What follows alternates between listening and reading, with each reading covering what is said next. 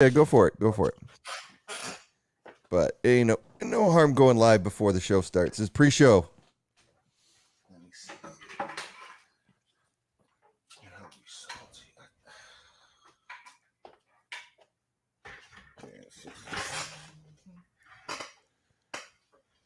But yeah, so yeah, I was like, I looked down and I had a bottle of Glenmorangie, a bottle of Dalmore. My daughter got me a bottle of Glenfiddich. Yeah, so I was like, yeah, I don't know, I didn't know whether to feel good that they all love me, or if it was, or if I should feel ashamed of myself. I mean, I actually got a bottle too. I got a bottle of I've been drinking tequila more lately. Oh yeah. So I got a bottle of Julio 42. The wife got a bottle of 42. So that was Nice. pretty cool. Yeah. Get that, man. But you got one bottle. Yeah. One person.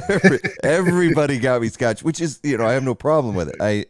I'm happy. I won't have to buy scotch for at least 6 months now, Right. Or 6, depending on how you depending. play it. But the monogram, it's just got an L on it. The monogram scotch glasses were a really nice touch. So I thought that was really cool of her to get those. So me and my son each got some of these. So that was good. So that's what I'm doing tonight. Or doing a little scotch, a little trivia later on with the trivia people. And then I'll edit tomorrow. And then I'm off work the rest of the week. So New Year's Eve, Friday, Michigan in the playoff. So I'm sipping on a little bit of Goldberry Under Armour. But now, who do you guys have in the first round? Georgia. Really? It's Michigan, Georgia. Yeah. Bama got the top. Oh, Bama got the top seed. Yes, they did. Which I wasn't sure.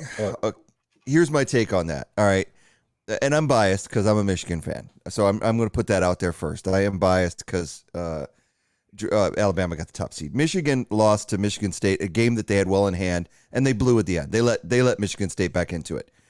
Alabama struggled and lost to Texas A&M and had to go to overtime with Auburn on a play that never should have happened because it was offensive pass interference that should have been called on Alabama, and it wasn't. So they took them to overtime, and ended up winning the game on some dubious stuff. It was a game that Auburn should have won. Auburn controlled that game. Yeah, and it was just BS. So you still give them the number 1 seed.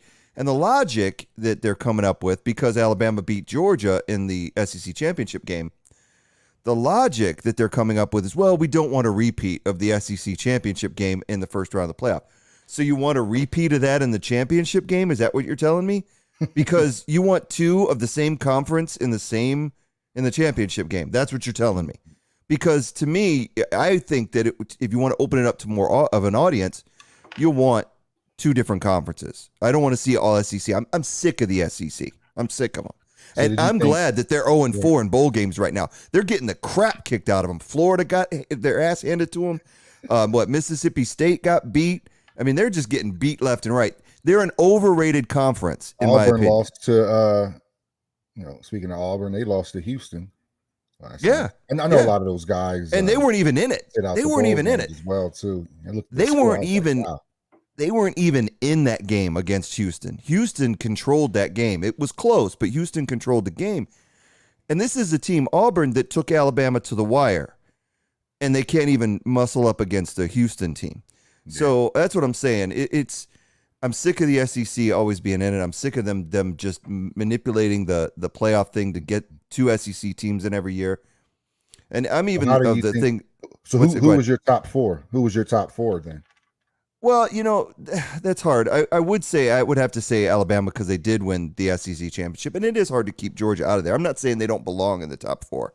I am glad that they've decided to let Cincinnati in there because there's no Power 5 conference. This is their first Power 5 team ever in the playoff. And Michigan just definitely deserved it. But there were a lot of decent teams out there. I'm of the opinion that if you want to get rid of the polls and the bias in that system, this has always been my belief on the college playoff, is that you should go to all the conference, the Power 5 conferences. You win your Power 5 conference, you're in. I don't care if you got 3 losses. You win your Power 5 conference, you're in. So a And tournament you're of seeded champions. exactly. And then you have 3 at-larges from a non. You could be from a Power 5 or a non-Power 5. And this is where an undefeated Cincinnati, undefeated Central Florida can get in. And then you have an 8-team playoff where 5 power conference teams, and then everybody's got a shot.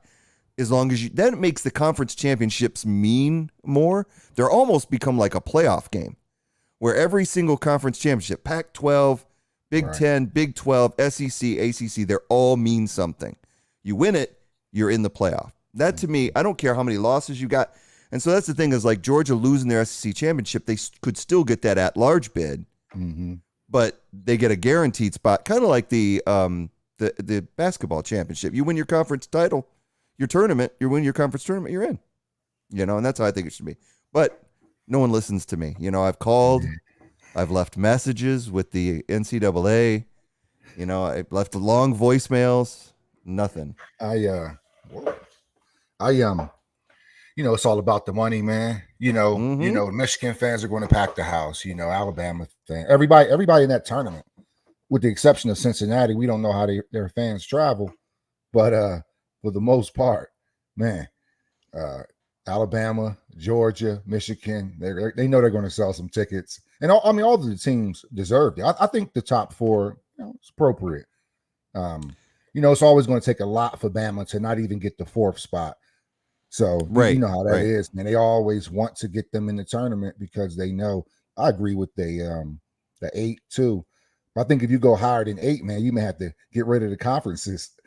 Yeah, I wouldn't go more than that. I think so 8, I do like the 8 thing though. That way you have a path when you start the season. No matter what conference you're in, you have a path to the playoffs.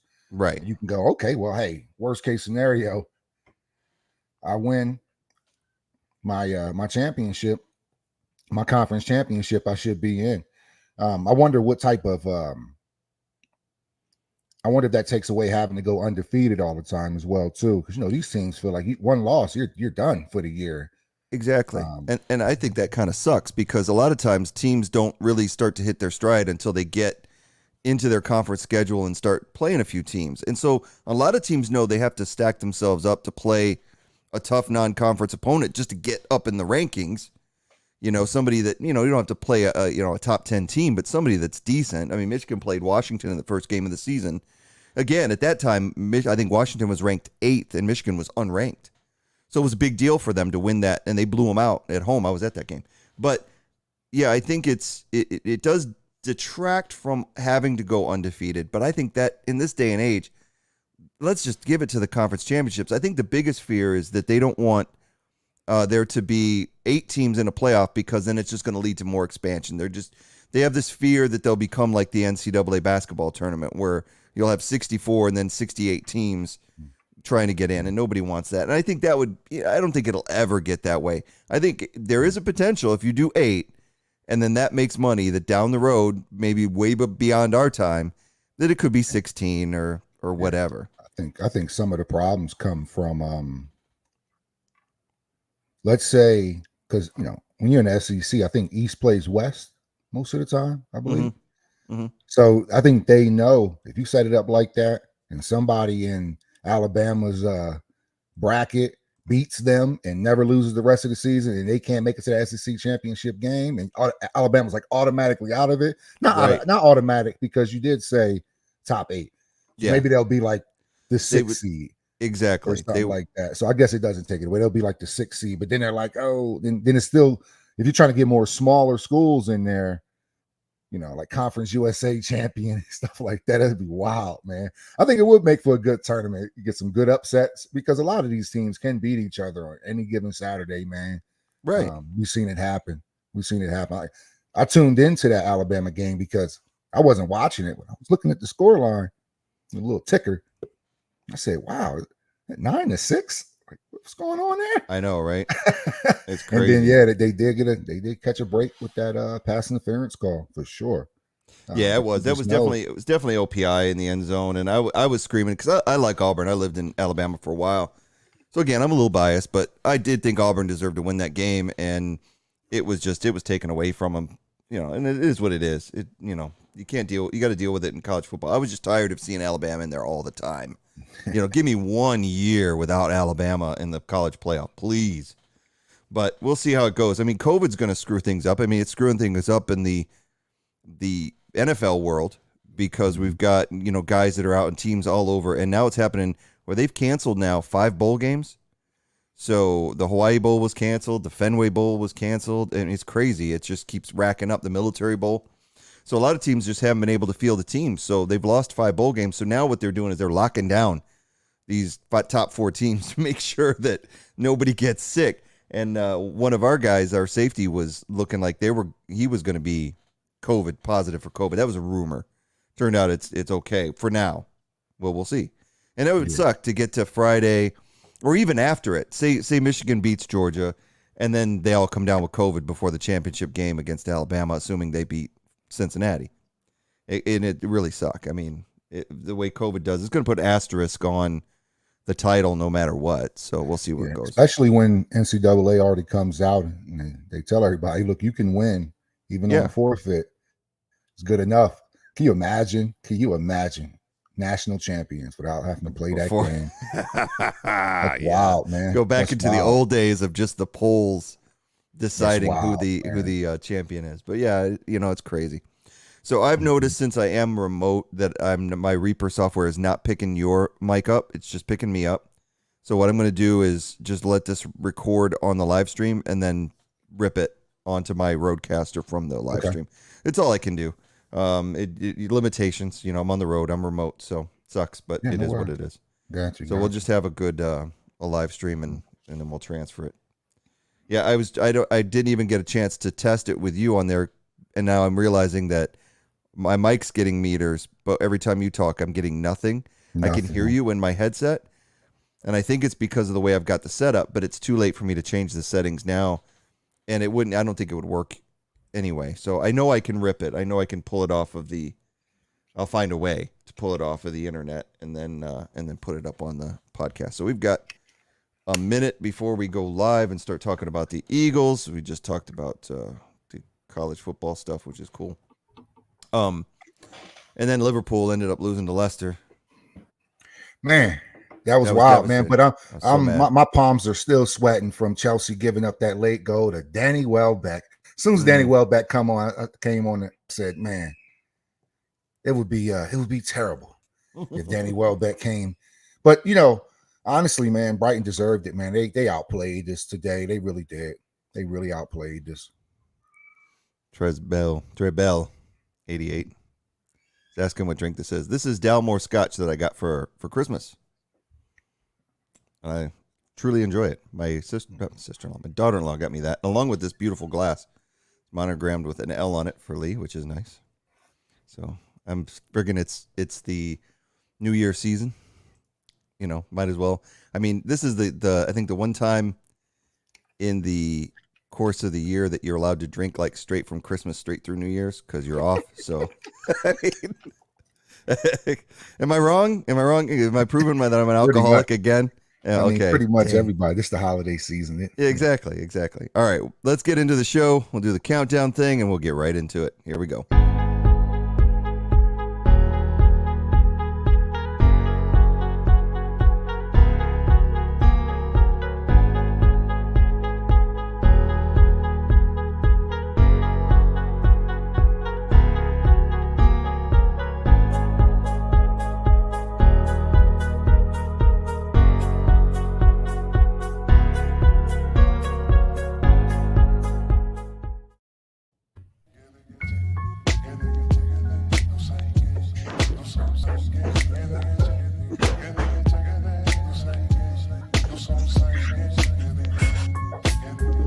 I think Tubby fell down on the way back to the mic. Hey, can you hear the music? Yep. Good. Making sure because with the technical difficulties that I've been having, who knows what's going on out there. Good evening, everyone. Welcome to the Where Eagles Dare podcast with Lee and Tubby. I'm remote. I'm home for the holidays, so I'm having a good time with family down in Oklahoma City. So I'm broadcasting from another location, and whenever time you move around like that, it kind of creates technical difficulties. So I've been working on my mixer all day, trying to get everything. So if anything sounds off, or you just have to deal with it. So can't do anything about it. But we're in a good mood. I mean, we're coming back, after a Sunday that started off really, really poorly, but it ended up with an Eagles victory. So before we go any further, let's let the music play. Fly, Eagles, fly, on the road to victory.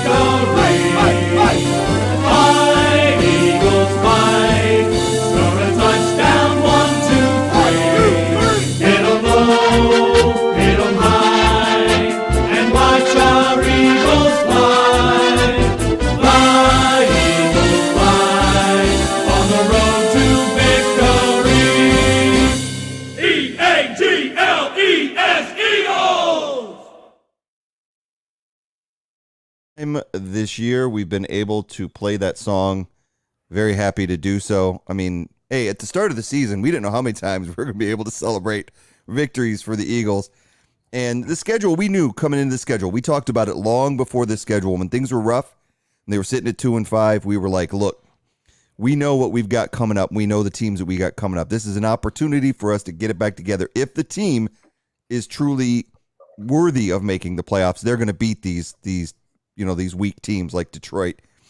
The team that I'm really surprised that they beat in that run and beat as badly as they did is New Orleans right now. Looking back at where they are right now, the team that beats Tampa Bay 9-0. Granted, we struggled against Tampa Bay, but they have a really good defense. And I don't know if that's just all of a sudden happened or when we played them, maybe they were having an off day. But then I watched the game against Miami, and they were down to their third string quarterback in Ian Book, and the Miami was having a tough time with them. Now, granted, if it had been Simeon or Taysom Hill, maybe the Saints could have pulled that out, but they didn't have any offensive firepower. But that defense is no joke. So looking back at this Eagle team and that run, we knew they had the Jets, they knew they had the Giants twice, and the Washington football team twice, that they could do it. And here we are right now at 8-7. So how are you feeling after this crazy victory against the Giants on Sunday? Birds flying high. You know how I feel. And I'm feeling good, man. I'm feeling good.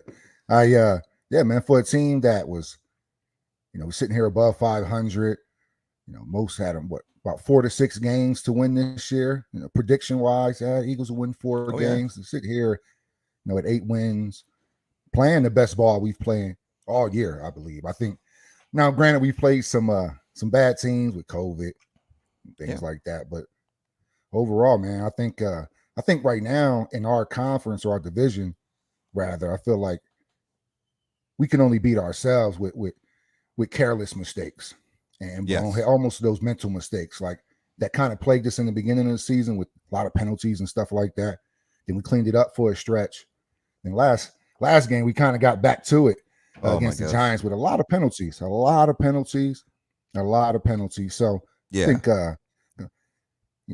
think we're doing well, man. And to see us sitting there in that spot, man, in control, basically, we went out. We control our own destiny now. That's true. That's pretty good. That's a pretty good place to be in. Yeah, it's not a bad thing to look at the standings and see them in that 7th slot, which is newly put in there by the NFL as a new wild card spot. So thank you, NFL, because without it, who knows, we'd be just on the outside because we'd be just behind the Rams and the 49ers. So yeah, it's great to look and see that. But that, like you said, they played rough in that first 7 games of the season. They had a couple of good games against they did have a good game against the 49ers, even though they lost, but against the Falcons had a good game, against the Panthers had a pretty good game. Even against the Chiefs, they had a good game.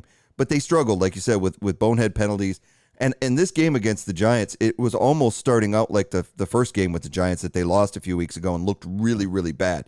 I mean, Hurts almost throws an interception like right on the first possession.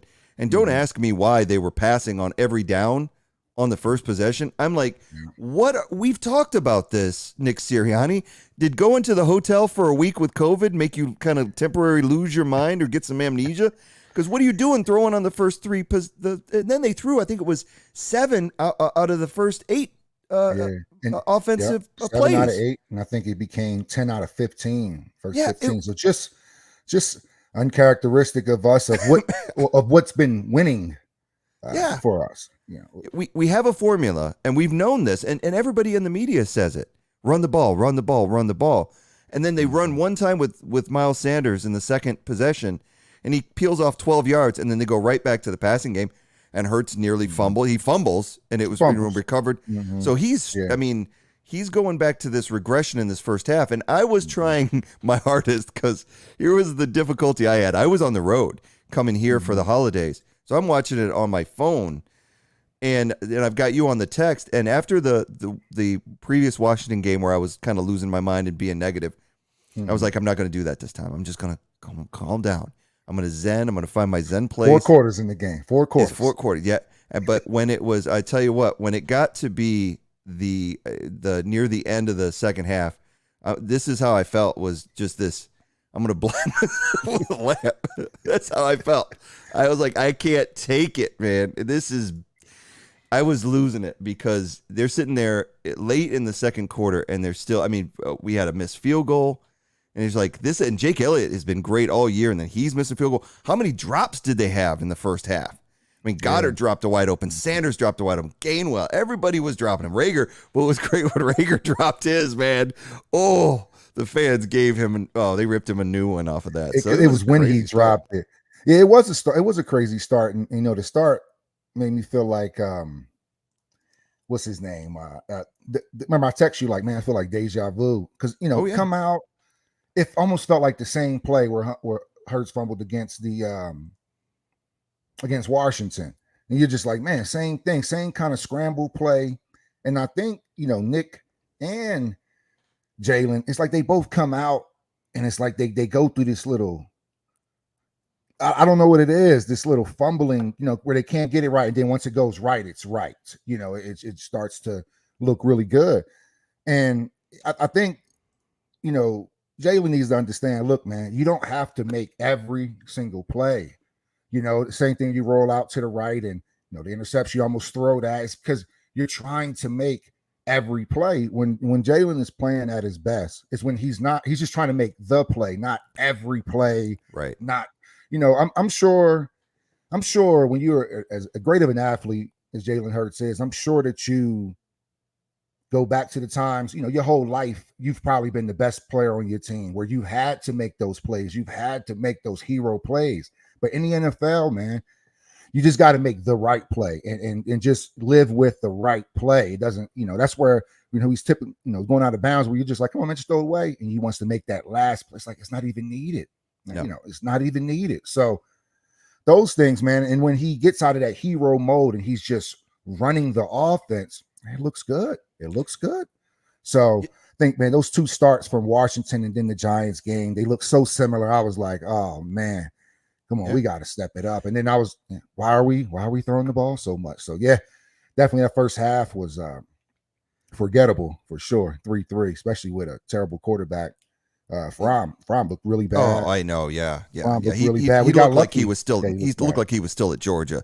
He definitely looked like a rookie and he not having any experience, especially not even with the first team offense. I think that saved us. I think against a really great team, it could have been a problem, or a good passer. That first half would not. We'd have gone into halftime down 14-3 or worse. And it's kind of what we talked about early in the season when we played a Tampa Bay. Or a Raiders team, or even the Chargers, where those slow starts really killed them because they seem to be this second half team. Because once Jalen snaps out of it, like you said, and once he snaps out of it, and he started to snap out of it toward the end of the second half, that beautiful pass to Devontae for 46 yards down the sideline that led to the field goal. But then they had a 1st and goal inside the 10 and couldn't get it in. They did try to run 2 straight plays to Sanders, but then the third play, for some weird reason, he threw underneath to Quez, who was way away from the goal line, and he was in double coverage. Did you hear Nick Sirianni's on that? So Nick says so at the press conference, because you have a guy wide open, everybody's going to question what happened on the play. Right. Nick he leans over, he goes, I was prepped for a question. I don't know if you guys are asking about when Jalen threw the ball to Quez.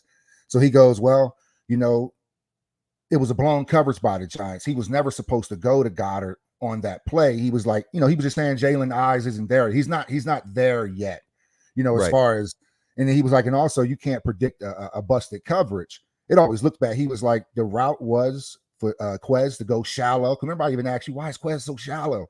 Right. But he says, so his read was the Quez. It was the right read. It wasn't the one you want in the end when you have a guy in the end zone, but he was just, he got ahead of the media on the question about it because, like I said, the guy's wide open.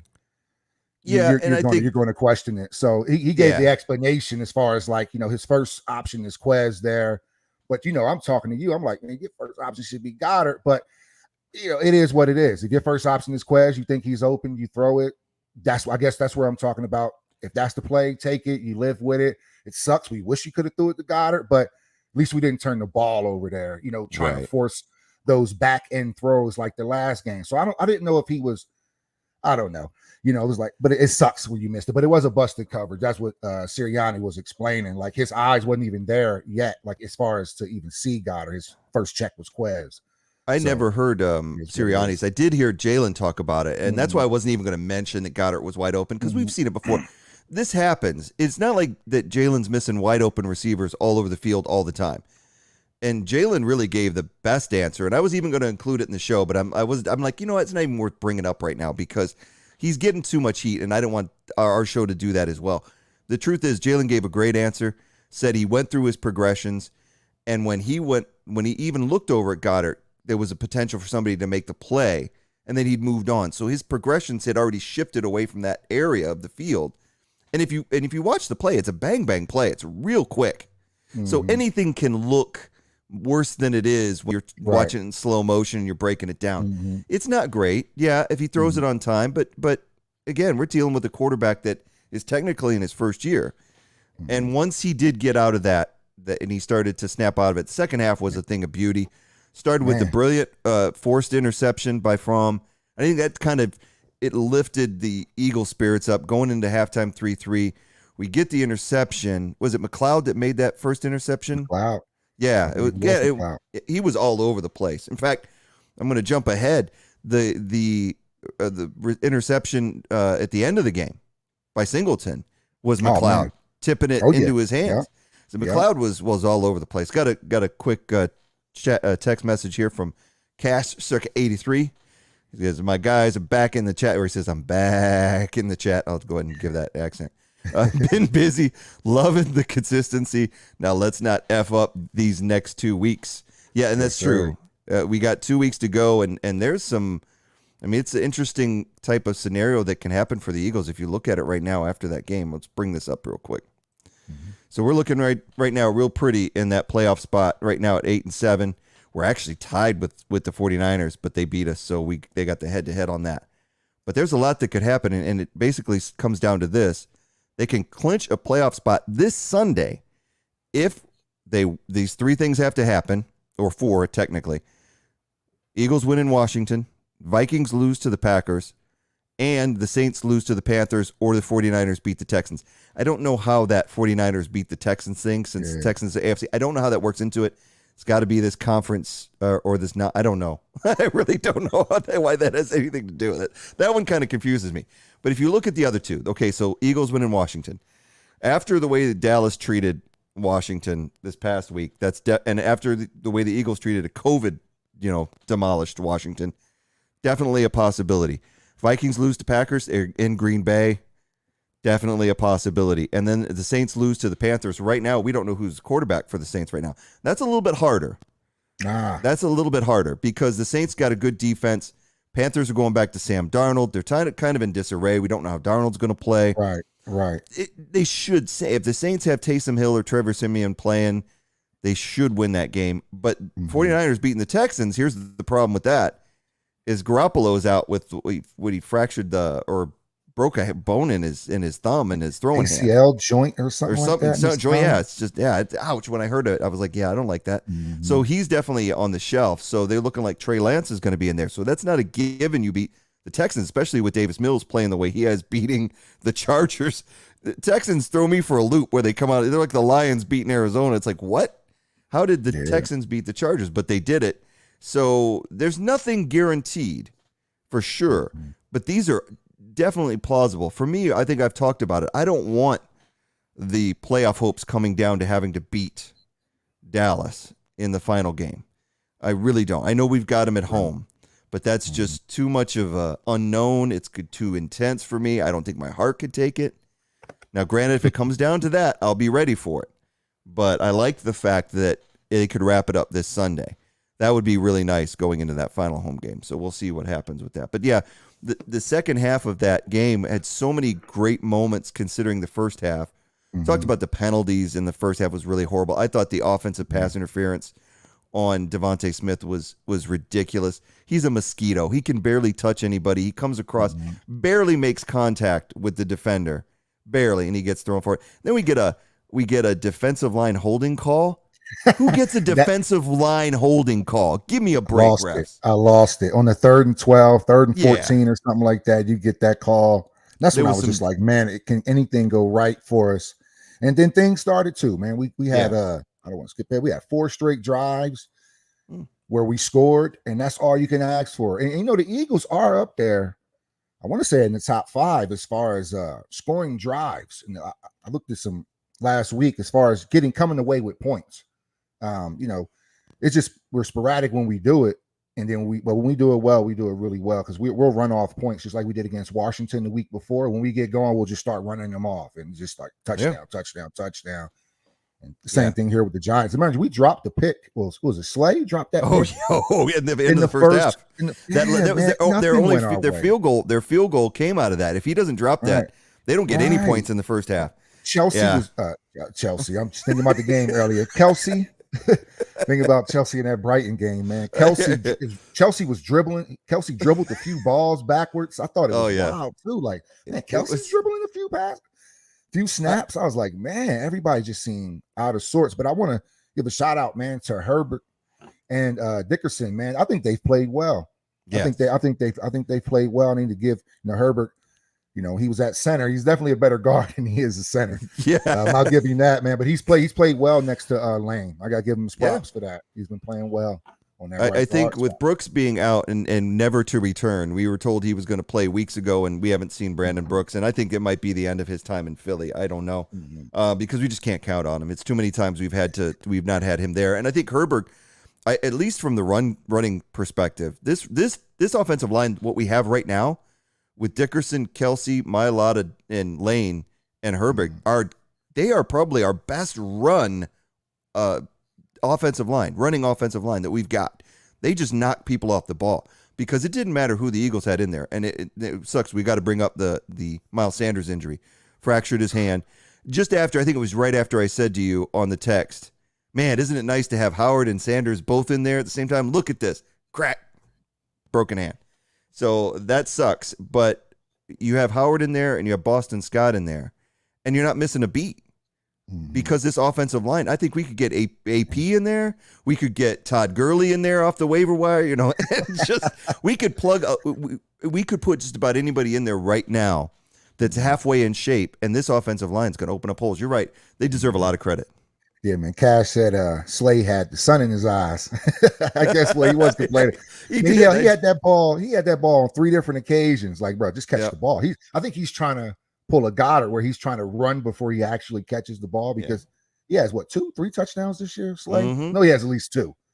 So he has 2 that I'm definitely. So he's hungry. He has 2. So he gets that ball. He wants to score, man. He wants to score with it. But yeah, man. Overall, man, moving into that second half, the flow, the rhythm, everything got going. Goddard caught a couple passes. Everything just started clicking. What was the old when you mentioned Howard and Sanders? Who was the lightning and thunder that we had? Oh gosh, for the Eagles, you know what I'm talking about, right? Eagles had it was like thunder. They call one thunder and one lightning. Well, there's been several thunders and lightnings in the history of the NFL. They've had a couple that have come just for the Eagles, though. If anybody out there remembers that, throw that in the chat. The thunder and lightning for the Eagles, man. I don't remember who that was. I don't know. It was like Charlie Garner and Ricky Ward. I don't know.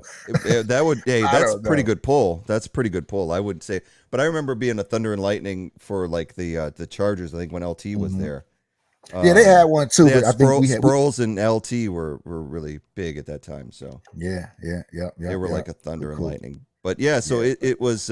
Speaking of lightning, Boston Scott gets the first touchdown on the board coming in off the bench. again, this guy, he's maximizing his playing time, which was just really huge. And that was a huge, I mean, like you said, it was a big roll. Just rolling through the scores in the second half, it was just like every possession, again, the Eagles were making it count. They get a field goal after that, and then the Devontae Smith, this is the one that killed me, was the Devontae Smith toe tapper in the end zone that was ruled a touchdown, then it was ruled not a touchdown, and then it was ruled a touchdown again. I mean, this is how bad those refs were, though. I've never seen anything like it. No, I've never seen a replay be reviewed twice once it's gone through. And it was funny because, okay, going back to my situation, I was in the car watching it on my phone because that's all I had, watching Sunday Ticket on my phone. Then I got into a state line of Oklahoma. Well, that was the state of Oklahoma was showing the Eagles game. So immediately, as soon as I crossed the state line, I kid you not, my Sunday Ticket went blacked out. Man. And I'm like, are you kidding me? I can't watch the game even on my phone. So I'm losing it. But I had XM, so I put it on the XM radio. So it was actually kind of good because I had Mike Quick and Merrill Reese doing the play-by-play. Yeah. And they actually... Go ahead. Yeah, go ahead. Well, I was going to talk about that challenge. So I didn't get to see Devontae Smith toe tap, but I heard that they called it a touchdown on the field. And then they said a review that it wasn't. And then Merrill Reese starts talking about Nick Sirianni was losing his mind. They could see him screaming at the officials, pointing at the Jumbotron, yelling, "Take it to New York. Take it to New York." Really? And he's screaming it. They say you could hear him. And they went to New York. And I think New York probably called in. Because these refs, man, they were a little dubious. I think New York called them and said, no, that's a touchdown. Because that would have been so controversial to overturn that on a replay when it's clearly a touchdown. And we needed that touchdown because it puts us at 20-3 now. Yeah. Now it's 20-3, and you go, okay. Whew. I'm not necessarily exhaling, but we have some room now. We have some room. Let's see what we do. And the defense, like they did all game, stepped right up, got us the ball right back, and then which leads us to, the most beautiful touchdown of the day. Oh, yeah, definitely. Look at that, right on time. Look at that. I had it queued up, ready to go. The most beautiful touchdown of the day. It was great. Lane Johnson. What was so great about that is he reported ineligible. And again, I'm listening to it on WIP. And Merrill Reese goes, man, wouldn't it be great? He just said it. Wouldn't it be great if Lane Johnson caught this for a touchdown? And then sure enough, he sold it with a massive block. I watched it again today. He had a massive block on the line, and then he just leaked out. And no one went with him. It was beautiful. And I think the best part was him trying to do a Lambo leap into the stands. And he got his elbows. Help. It's like, come on, y'all can help me out a little bit. Now, he didn't sit down. I don't think he sat down. No. He sat down, got back up, sat down, got back up. Yeah. He was juiced, man. You could tell. And it brought so much life to the stadium back. Even though we were winning 20-3, going up 27-3. Whoo, yeah, it was huge. It was a lot better. And then we get them right back, man. Yeah. Right back. Singleton had a hell of a game overall. He had about 10 tackles. He was there on a few plays, made a couple solid hits, man, on the outside, for such a small linebacker. So, yeah, man, McLeod, like you mentioned earlier, McLeod gets in there, makes another great play on the ball. Present. Early Christmas present, right? Well, after Christmas. Little post-Christmas present. Yeah, belated. Yeah, it is great. Right to Singleton. He takes it right to the house. And you just like, okay, brilliant. All right, we can do this now. I mean, 2 interceptions, 1 for a touchdown. The offense is rolling. Everybody's rolling. Felt a little bit better at the end of that game. Like, okay. But then when you see Miles Sanders, but then in the back of your mind, then you start to think about the collateral damage of the game. Like, okay, we won this game, but dang, Howard leave with a stinger. Howard's leaving the game with a stinger. You can kind of tell his right shoulder. He didn't want to. He just let that arm dangle. You go, oh man. Oh yeah, not dislocated. And then you also Miles Sanders with the broken hand. So I think because of that, we signed Kerryon Johnson back to the active roster. Even though we still have Gainwell, we still have Howard should be able to play this week. And they're saying he's questionable, but there's a good chance. I think Kerryon's just an insurance policy because. let's be honest. Fractured hand. Do we really expect Miles Sanders to come back this year?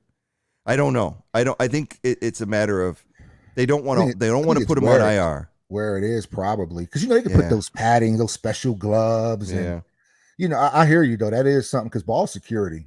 Yeah, exactly. Ball security is a big issue. Wouldn't it be nice though? Because Kerryon Johnson, remember a few years back? Oh, definitely. He was playing really good ball. He was a starting running back up there in Detroit. For Detroit, yeah, definitely. And then you got Swift rather comes in, takes his spot, but that doesn't mean it's not there. This is what week 16. Right. Week 16. It's going in. Yeah, it's fresh 17 leg. now. 17. Yeah, so 17. Yeah, it's going into 17. Yeah. Sure. So we're going into 17. Or is it? I can't remember. You got this guy. No. You're right. Because 2 weeks. They got me confused. 17, 18. No. 17, 18. You're absolutely right. We're coming in. Wouldn't it be nice, just because with our line, you mentioned you could put anybody back there. We got a fresh legs running back. This guy hasn't ran the ball all year for the most part. Right. What if he comes in and gives us the burst? He can have a Miles Sanders game. Kerryon Johnson can have a Miles Sanders game. He's proven it in the past. Now, I think there is a reason why he hasn't made an active roster this year with so many injuries to a lot of running backs. Well, you got Adrian Peterson getting the job before Kerryon Johnson. I don't know if he was a protected, because some of your practice players are protected. So I don't know if he was a protected practice player or whatever. But this is a little message from Cass. If I had to put percentage on the playoff chances, what would you give us? I think, man, I think we have a 95% chance, man, of making the playoffs. I don't want to be 100, but and then I'm a use a bailout here. And then if we can't beat a team like Washington, we shouldn't be in the playoffs. Yeah, that's bailing out. But it's true. I mean, it is true. I would go a little bit lower. I would go 75, a 3 out of 4 chance. I think that the key is beating Washington this Sunday again, like you said. But I do think if they beat Washington, those other things could easily fall in place. I do think 49ers should beat the Texans. Saints should beat the Panthers. I think all 3 of them should happen. And the Packers should beat the Vikings. Now, instinctively, when we get to our pick segment, I'm picking against all of those because I'm in this mindset where I'm like, I want the opposite to happen. So I'm going to pick against it and then cross my fingers. And let's see what happens. But yeah, I think 75%. I think, and what would be devastating. The thing is what sucks is that this is what we deal with as Eagles fans, like on a regular basis. I'm sure Cash can relate to this. And he thought that was pretty funny, by the way.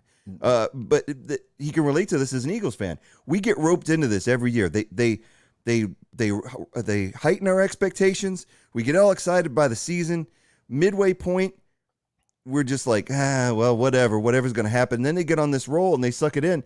I have actually a soundbite that is perfectly illustrates what it's like being an Eagles fan because it's just a chain reaction. Why did you even rope me into this? Because he roped me into this. Well, him over there, he roped me into this. Well, he roped me into this. Well, what about me? He roped me into this. Well, that one over there roped me into this. He roped me into this. That's what it's like, man. I mean, tell me ain't that what it's like? They just rope you right back into it, and now we've got this hope.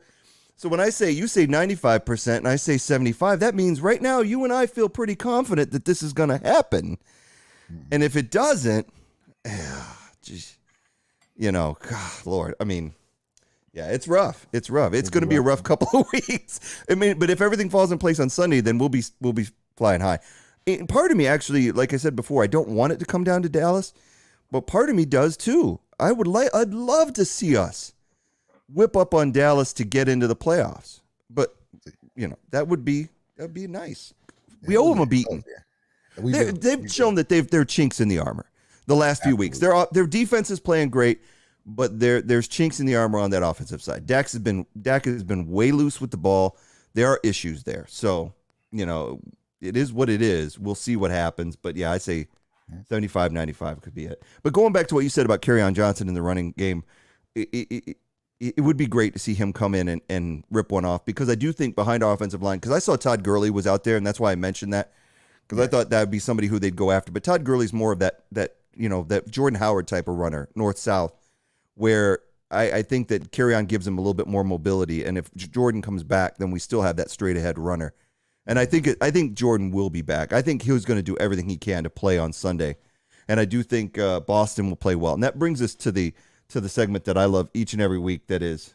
Hell to the no, to the no, no, no, no. Hell no, no, to the no, no. Hell to the no, no, to the no, no, no, no. Hell to the no, to the no, no. Somebody did my boy Boston Scott really bad. Did him dirty with this meme. That is funny, man. That is pretty good. That is pretty good there. For those who can't see it, it's a Boston Scott when Nick asked him to go on the field and save our season, especially after Sam's got hurt. I think he did Boston Scott up like Baby Yoda with the Eagles jersey That's on. Hilarious, man. His little headband. And his, he is that small. When I seen him at the Denver game, I was same way, bro. When I seen him at the Denver game, I was like, "That's Boston Scott." Like I know, right? Pee-wee. I mean, he's so cute. Oh, he so deserves it, bro. That's pretty hilarious. I want that. I want to build a bear like that. I want a Boston Scott build a bear. Boston Scott build a bear. That would be awesome. Yoda, that is awesome. It's adorable. Fun, it's adorable, just like Boston is. But yeah, he came in and got the touchdown. It really was a big spark, and I think it made me feel better when I watched it back again today. Watched the game back. I felt, I hate missing Sanders. I do. I think that's a weapon that we'd love to have on the field. I'm not going to deny that, but I do think, like we talked about with the offensive line and Howard and Scott. Scott is a damn good back, and he's a damn good backup back to have in there. He's proven it time and time again. And we've talked about him all year long. He maximizes his snaps. So we've dealt with this. We had Miles in, and then he went out. We had Jordan in, and then Jordan Howard goes out. We get Miles back, and then we get both on the field. We knew one of them was going to go out. Yeah, it's man, like, it's terrible, we can't have nice things. We can't have both at the same time. It's just not going to happen. So it is what it is. So that brings us to Sunday and what we're going to have to deal with with the Washington football team in the rematch. This is not going to be easy because we're not dealing with the COVID depleted team anymore. They're going to be back to full health for the most part. They do have a few injuries, and it's an important game for us that we have to have. And I'm sure that, this goes back to last year where we kind of could have spoiled it for them. And we that whole game where they yanked Hurts out of the game. Who did we put in that game? Who was our quarterback? It wasn't anybody worth anything. It was last year? Yeah, last You're year. saying last year when they Last year, the Giants would have won the NFC East had we beat Washington. And Doug Peterson, they sat Jalen Hurts. Oh yeah, When he said yank, I thought like took him from the game. I was thinking like I don't remember him playing that game. No, right, but you got me. They sat him, right? Yeah. So it was him. I remember him and Carson on the sidelines. It was like Nate Sudfeld. It was Sudfeld. Yeah, I think it was Sudfeld. That makes sense. That sounds right. So if anything, they owe us. They owe us. So they should just lay down because we gave them the NFC East last year. But I don't think they're going to do that. I think they're going to come out and try to play it legit. And so it's going to take a total team effort on the road. But they've got the momentum right now. And you look at these stats where we're at right now going into this game. The Eagles only need 160 rushing yards to break their franchise record for the most rushing yards in a season, with 1949. That'd be since 1949. That was when they set the record, 2,607 yards. That's crazy. And the Eagles have rushed for 130 plus yards in 9 straight games. That's the best streak for an Eagles team in 77 years. Those are crazy stats. It's hard to believe. And this is a team that should make the playoffs. And the stat is good when you're winning. This caused them to win the game. If you have that stat and you're, have the Lions record or the Jets record or the Giants, or the Jets record, then whatever. But that has gotten you into the playoffs, so that was part of your winning formula. So it does feel that much better, man. And this Washington game is going to be an interesting one. We're going to get into that. Well, speaking of running the ball, let's talk about Tubby's keys to victory, and that's the first lineup right there. Take you. Like I said, first. man, I'll take me a drink. This is never coming down. Run the ball. Why not? If we're thinking anything else, then we're crazy, man. If anything, it gives us tempo. And that's how you control the game. And for the Eagles, they're still getting about 200 yards a game in the air, and you're still running the ball well. When you get into the playoffs, man, running the ball is going to be a huge thing, especially as you go up in the Green Bay. It's cold. You don't want to hit that running that ball, those big uglies up front. it's no telling, man. So when you're able to run the ball, I truly believe you can beat any team. Don't want to go on a tangent, but you look at Peyton Manning over the years, one of the best passers ever. But when that pass didn't work, they looked terrible. And that's how the Patriots took advantage of them every year. Like, we're going to take Peyton away, and then what you guys are going to do? Start fast. The last Washington game and the Giants game, the fumbles in the first quarter, the drop passes.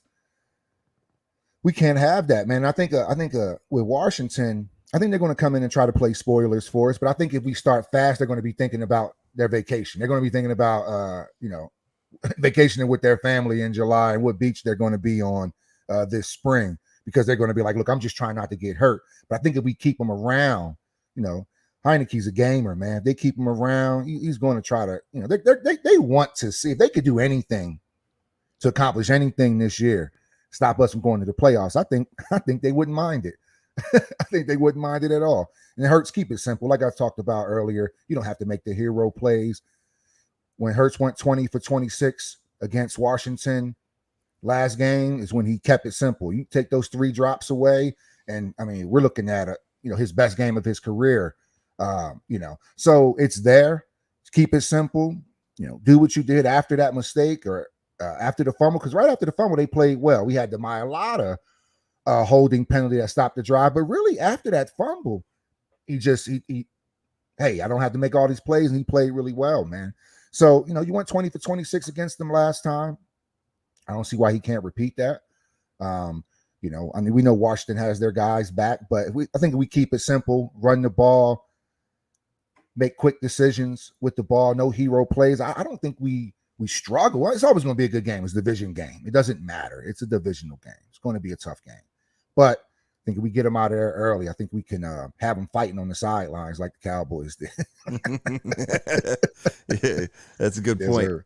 Yeah, they were getting frustrated at the end of that game. And that does worry me coming into this. I think any team that gets beat down like that, they can go one of two ways. They can either rally the troops and get everybody back on the same page and move forward to say, all right, that's over. Now let's kick the Eagles' ass. Or they just fall apart. Or they just continue to go downward slide. So let's hope it's the latter and not the former. We'll see. I mean, how it goes. It is like you said with Hurts, though, coming into this game, the two keys, running the ball and Hurts keeping it simple. It's so key against a great defense like that, because in the last game, got off to a slow start against Washington. Second half again, started to again keep it simple. Wasn't afraid to run against guys like Sweat, where we just kept pushing the ball. And I think that's what I think that Stetchen and Sirianni have to continue to do, is just keep pushing the ball and keep pushing the run. Because my opinion was, even in that Giant game, when they had a holding call and it was 1st and 20, they should have still been running the ball. They should have been running first. They should have a run first mentality and then see where it goes from there. Because right now we're first in the league in rushing. I think they're 24th, 25th in passing. That's a big difference. So you've got to play to your strengths. And like I said, this simple stuff, I will give Hurts credit, man. The second half, the balls to Quez downfield, balls to Devontae Smith, he was airing it out. He was throwing a good deep ball. These guys are making catches. So we got to see more of that, like Goddard making a big catch downfield. And we're showing a different way to win. If a lot of folks would have told you that Jalen Hurts will only have 6 rushing yards and the Eagles won, people would be like, what? Because of the run game, So that's when I talk about those hero plays. Hurts had 6 yards that last game and still was super effective, man. So I'm good at that maturation with him, man. It's really, really, really good to see him grow like that. Yeah. This is the sideline. Yeah, this was the sideline fight. Deron Payne and Jonathan Allen, who were supposed to be fairly good friends, but yeah, this is what the getting beat down by Dallas does to you, especially when you bring your own benches in for the game, which is ridiculous. But, because Dallas brought their benches because they didn't want to be cold, and they knew that Washington does a little gamesmanship. Why are you bringing your own benches to Texas Stadium in Dallas? There's that's just silly. That is silly. It was silly. And so, I think it was Allen trying not to react, and then Deron Payne, poked him in the face. You don't poke a man in the face. And then he just came out swinging at him. And it was like, whoa. And so that's a team that's in a little bit of turmoil right there. So we got to hope we can catch them in that type of situation and take advantage of it. So, Let's take a quick look at the injury report. Now, the problem with it is there's too many injuries on both sides of the ball to actually put it on the slide. There's just too many. So looking at the Eagles first, just go over the important ones. We got Kenneth Gainwell was limited in practice, so he's questionable.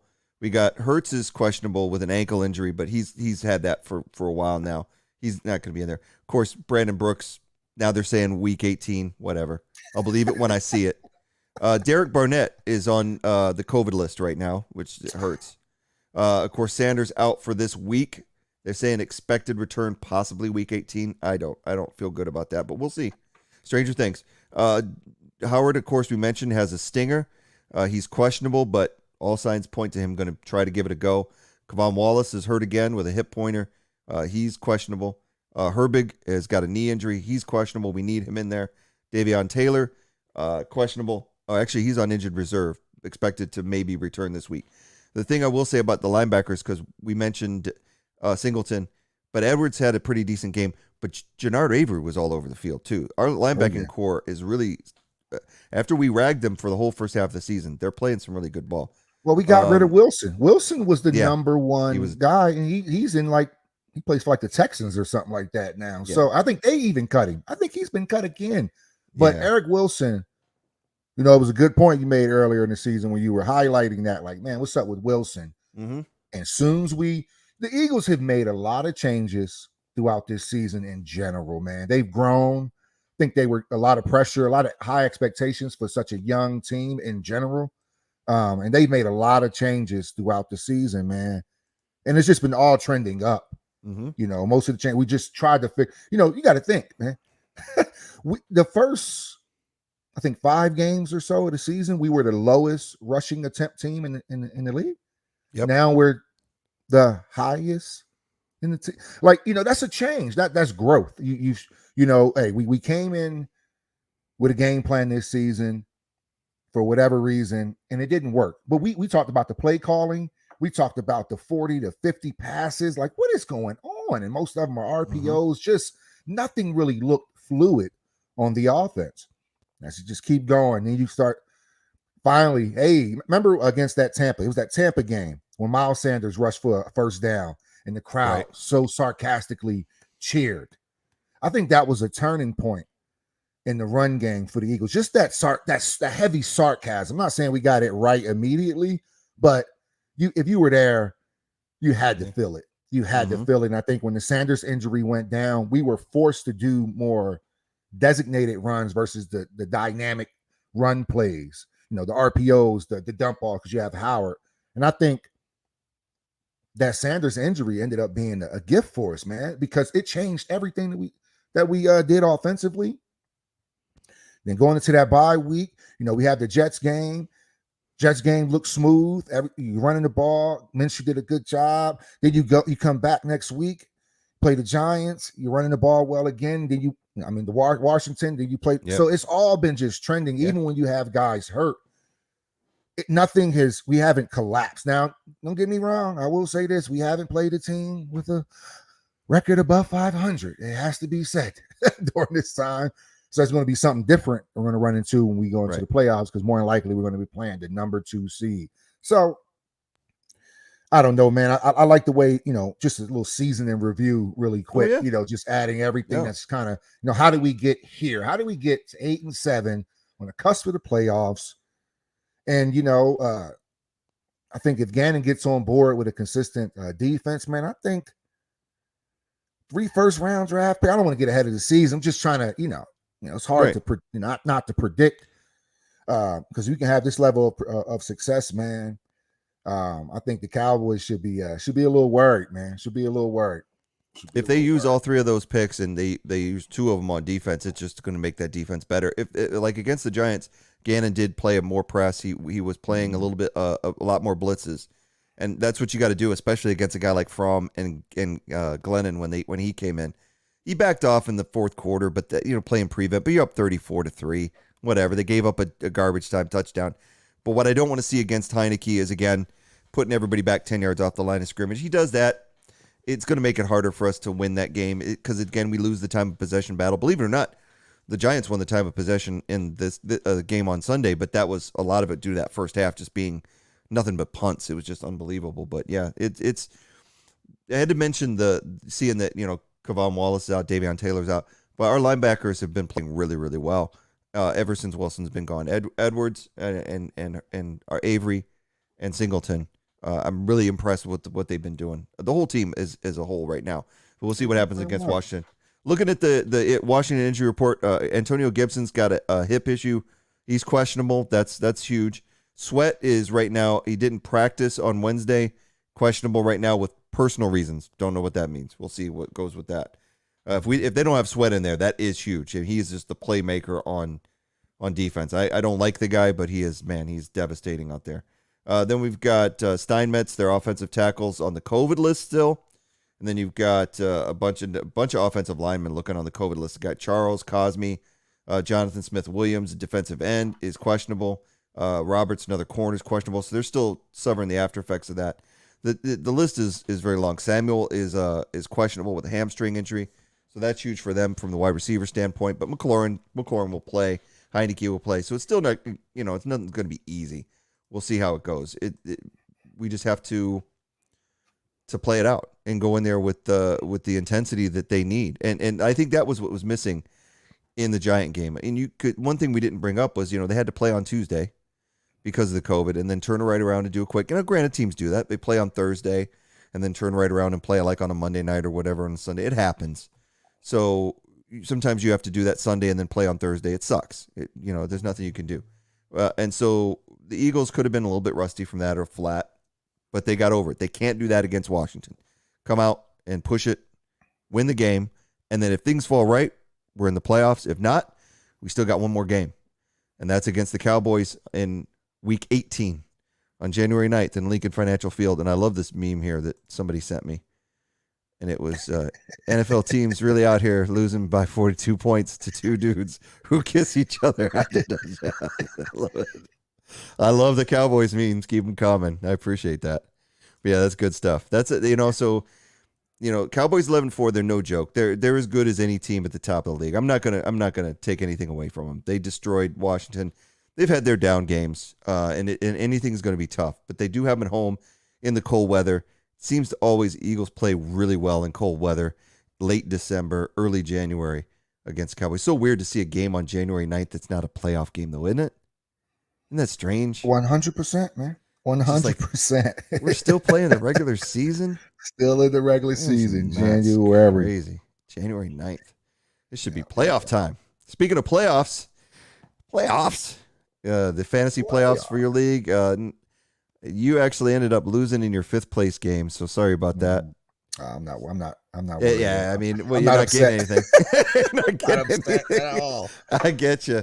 You're not getting anything out of it. But yeah, your other two players, actually, the number 1 seed, your brother, Marine Raiders, ended up losing to A. Will. So A. Will, the 4th seed, moves on to the championship, and then White Rhinos ended up beating the 2nd seed. So you got the 3rd and the 4th seed in the finals. Don't you hate that? You play and you fight all season long. You get to the finals or the playoffs of your fantasy league, and then you end up losing in the semifinals, and you don't even make it to the finals. And that was, if you look at that score, man.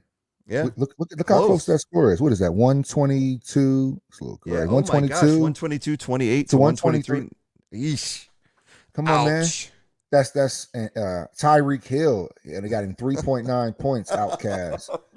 And man, can you imagine? Can you imagine that? Can you imagine coming off the bye week, losing by 1? Man, that's terrible. That's terrible. The crazy thing is the people who had the best weeks weren't even in the playoffs. No.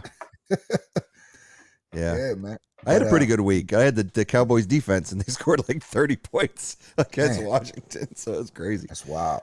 I know. It's just fantasy is one of those things. Once you get into the playoffs, you just got to have some luck because you can win all season long, and then you get in there, number 1 seed, like say your brother, and then he's out.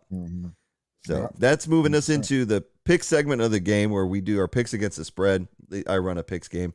Right now, it's up in the air. I went 9-7 in NFL picks and got my lock of the week, and I still lost because Tim Case had plus 70 points. I had plus 30, so he took back over the first spot. I dropped back down to number 2. But if you look at these standings overall, I'm at 150 points, and Tim is at 170.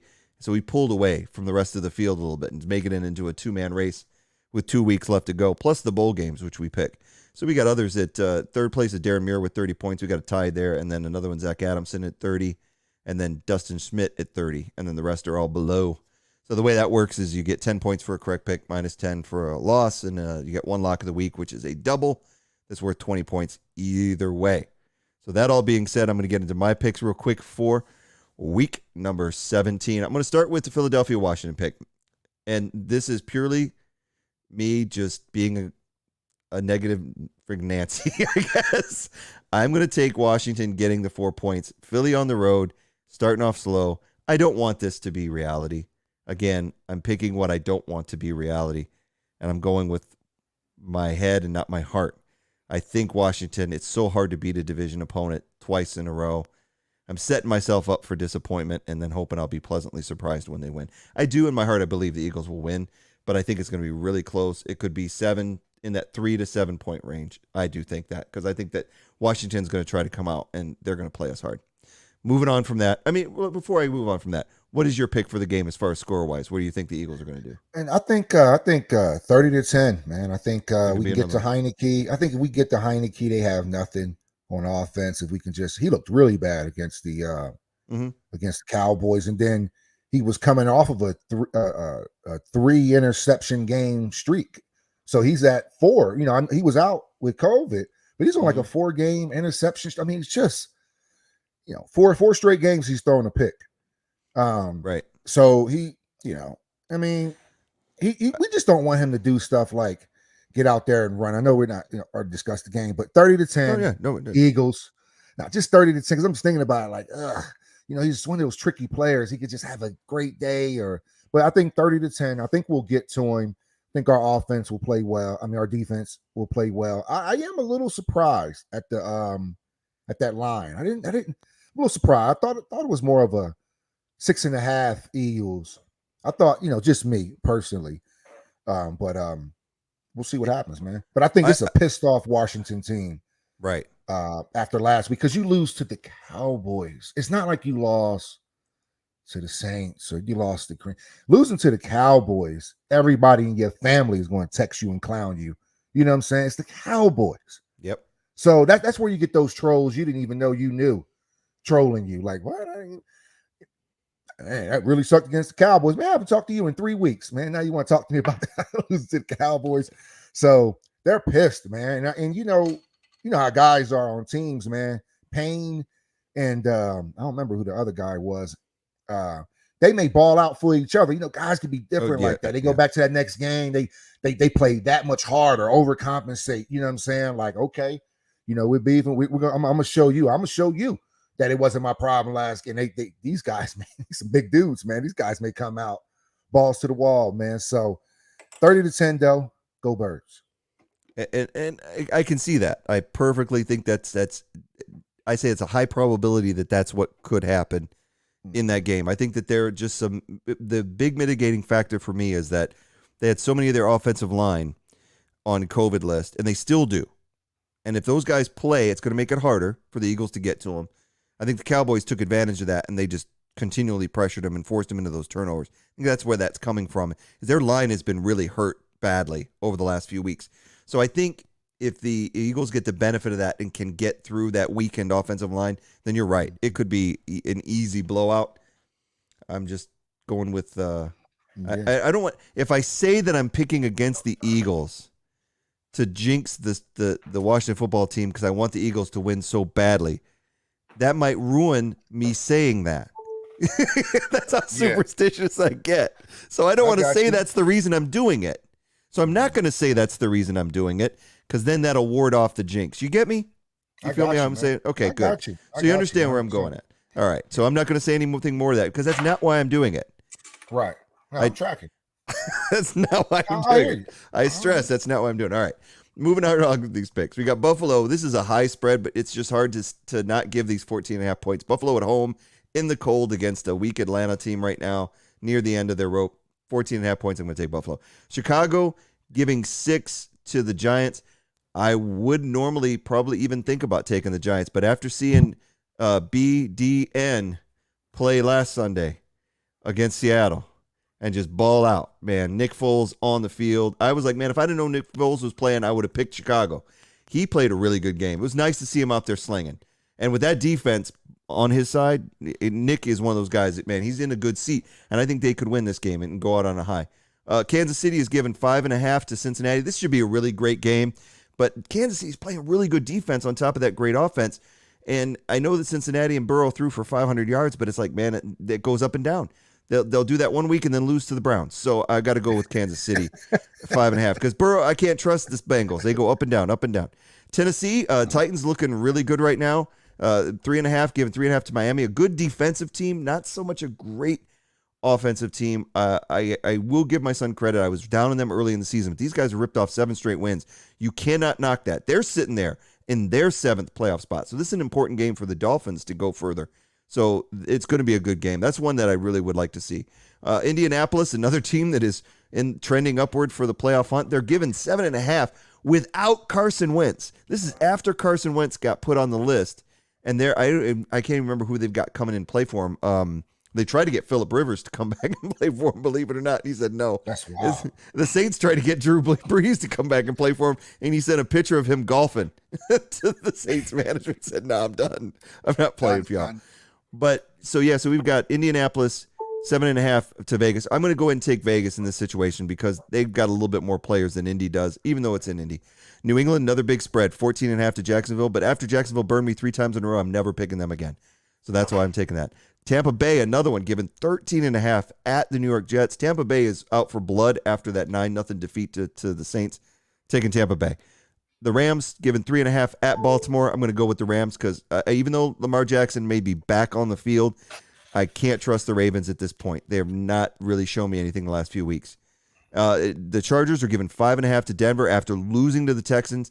I'm expecting them to bounce back at home. I'm going to give the 5.5 to Denver. San Francisco is given 12.5 to Houston at home with Trey Lance. I think the 49ers will win, but I'm going to take Houston getting the 12.5 points. New Orleans, talked about that earlier, could have Simeon and or Hill back. They're given 7 points to Carolina. Going back to Sam Darnold, the Cam Newton era is once again over in Carolina before it even got going again. And so I'm going to take New Orleans in that tough defense against Carolina. Seattle, who we talked about a little bit ago, is going to be at home. They're given 7 to Detroit, and I got to go with the Lions just because they play everybody tough. They played Atlanta tough again last week. The only team they haven't played tough, Philadelphia Eagles, which is crazy because we blew them out, and they play people to the wire. Minnesota is getting 6.5 from Green Bay. They're actually at Green Bay, and I'm going to take Minnesota getting those points. I think Green Bay will win, but it's a division game. Minnesota knows they got to get in the playoffs with a win, so it's going to be a fun game. I'm hoping, though, that I'm wrong on that, and Green Bay just destroys them. And lastly, on Monday night, we've got Cleveland on the road at Pittsburgh, given 3.5. Pittsburgh is a home dog in this Pittsburgh-Cleveland rivalry. I'm going to take Pittsburgh in that because I don't trust Baker Mayfield. He throws too many picks. He went through 5 last week. That's insane. He threw 5 last week? I think it was 4. Maybe it was 4. I know he threw a lot. I know he threw at least 4 that I saw. It was a bad game. So, yeah, he was struggling last week. So those are the picks for Week 17. Before we go, there's one more thing we want to talk about, and the NFL world lost a legend this week.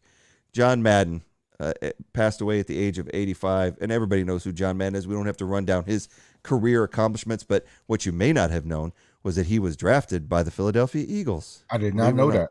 Yeah, he was, and there is his football card. He played tackle for the Philadelphia Eagles early in his career. Actually played both sides of the ball, played offensive and defensive line. I think it said something on the back of the card that the Eagles drafted him in the 21st round. Wow. I don't even know they had 21 rounds. I guess that's how he became a coach so quick. Sheesh. Yeah, but there's Madden's football because he does have ties to the Eagles, and you know everybody has. He's a legend. He's a legend, man, in sports in general. Everybody has a memory of Madden. If you didn't get to see him play or call a game, and I did, and it was, you know, they make fun of him. You know, had the impersonations that always go around making fun of some of the stuff he said. Him and Pat Summerall in my youth were 2 of the best announcers. You always had a good time when they were calling a game, especially if it was a playoff game or Thanksgiving Day game. It was just fun to hear his voice. Yeah. And then that's why I think when he started the Madden football franchise, I think it's what gave it life. was not only that we had this really cool football game that we could call our own, but it did so much better than the others because it had Madden behind it. And it was genuine. As silly as he could be sometimes, and as corny as he could be sometimes, he was genuine. He was genuine. I think everybody loved him for that. So a big loss to the football world. And I have not watched it yet, but it's on my list to watch this week as the All Madden documentary. It's ironic that they released that this week and he passes away. It's sad, but we'll miss you, John. Indeed. So that being said, it's almost New Year's Eve. We got a couple of days left to go. I'm looking forward to it. You got any plans for New Year's? Nah, man, just hang out with the fam here. Probably pop a couple bottles, the rosé like we normally do, and celebrate life, celebrate another year, another opportunity. It's crazy, man. Yes, sir. Headed to How about 2022. Well, I'm down here with my daughter. Went back up to Ohio with her boyfriend. She was down here for Christmas. She only stayed a couple days, but I've got my other two children here. And their significant others. So we're gonna hang out and probably watch the ball drop if we can stay awake. At my age, I count that a win if I can just see it drop. Everything else is dropping. Might as well see the ball. Might as well see the ball drop. But we don't watch more than that. We'll probably play some games and listen to music and hang out and have a few drinks. It'll be a lot of fun. But then before you know it, like I say, 2022 already. It just doesn't slow down. In this area of COVID, it seems like time's even moving faster. I don't know what's going on. Yeah, we got 18 weeks in a football season, college football playoff, so much happening right now. And we will be back here as long as it takes. If it takes past week 18, Tubby and I will be here calling the playoff games all the way through so that we can let you know what's going on here on the Where Eagles Dare podcast. You can always catch us on your favorite podcast provider, whether that's Apple Music, Spotify, Amazon Music, Podcaster, Castro. We're on all of them. Just look us up. And then if you can always subscribe, that would be a lot of fun. Then you can hear us each and every week. If not, if you like the live stream like we do, we're always on Facebook Live. We're on YouTube, and we're on Twitch each and every week. You can also email us at lee.bird, that's B-Y-R-D, .eaglesdare@gmail.com. We'd like to hear from you. Send us memes, send us whatever you want, and we'll try to get them into the show. Thank you so much. So saying all that, I'm going to turn it over to Tubby for his final New Year's resolution and words. Sorry. Keep it real simple, man. Keep it real simple. Fly, Eagles, fly. And go Birds. Happy New Year, everybody. We will see you next week.